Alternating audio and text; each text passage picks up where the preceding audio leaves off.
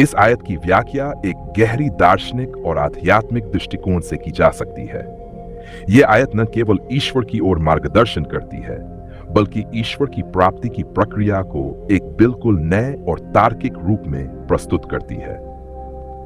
शब्द से अनुवाद। और कह दो लोगों से, अल्लाह स्वयं तुम्हारे लिए अनिवार्य नहीं है, बल्कि उसके आदेश अहकाम ही अनिवार्य हैं।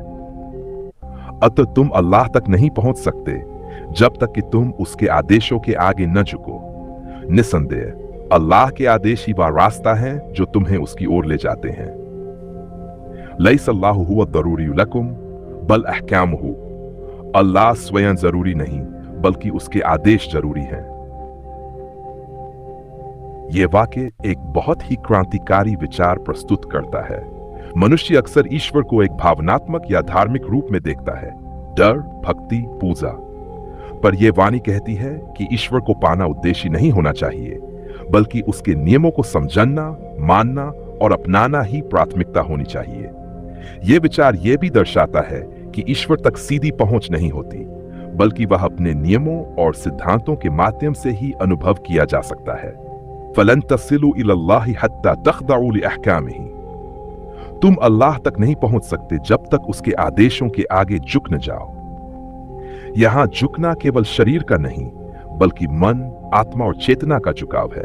अहंकार को छोड़ना, नियमों का पालन करना और आत्मानुशासन को अपनाना। इसका तात्पर्य है कि परमात्मा तक पहुंचने का मार्ग केवल भक्ति या ज्ञान नहीं, बल्कि अनुशासन, समर्पण और ईश्वरीय आदेशों के पालन में छुपा है। फ़इन्न अहकाम अल्लाह हिय तरीक़ु लदी यहदीकुम इलैहि। निसंदेह अल्लाह के आदेश ही वह मार्ग है जो तुम्हें उसकी ओर ले जाते हैं। यह अंतिम पंक्ति इस आयत का तत्व है। ईश्वर तक पहुंचने का कोई रहस्यमय मार्ग नहीं है, वह कोई जादुई अनुभव नहीं, बल्कि एक स्पष्ट मार्ग है, उसके आदेशों का जीवन में अनुसरण। यह मार्ग न पूजा में है, न केवल ध्यान में, बल्कि कर्म, आचरण और निर्णयों में उसकी इच्छा का अनुसरण करने में। दार्शनिक दृष्टिकोण से निष्कर्ष।